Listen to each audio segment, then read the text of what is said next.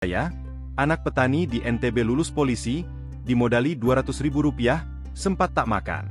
Mengenal sosok Ari Wijaya, pemuda di Nusa Tenggara Barat, NTB, yang lulus tes Polri murni karena perjuangannya. Ari Wijaya merupakan pemuda yang berasal dari Dusun Hijrah, Desa Mujahidin, Kecamatan Berang Ene, Kabupaten Sumbawa Barat.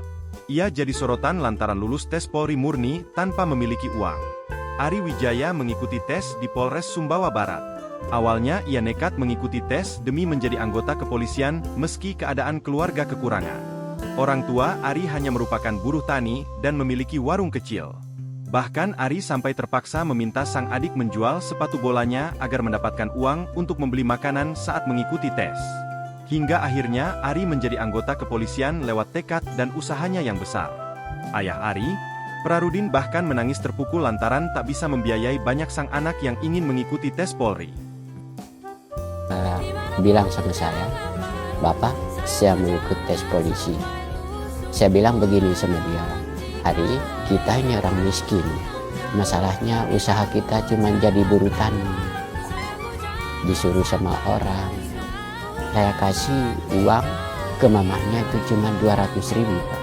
Cuma 200 ton. Dia bisa gak?" Sampai Mataram saya pikir-pikir, sampai malamnya saya tidak tidur. Masalah yang dia bawa itu cuma 200.000. Namun ia yakin jika ketekunan dan kegigihan sang anak menjadi Polri dapat diraih dengan murni tanpa uang.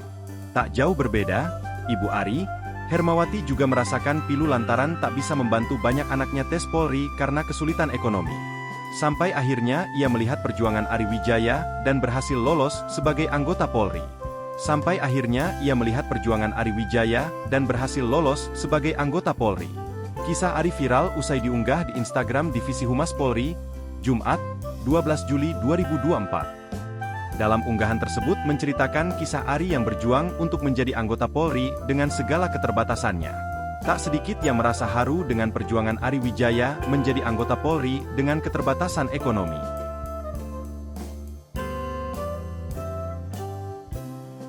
Download Tribun X sekarang, menghadirkan lokal menjadi Indonesia.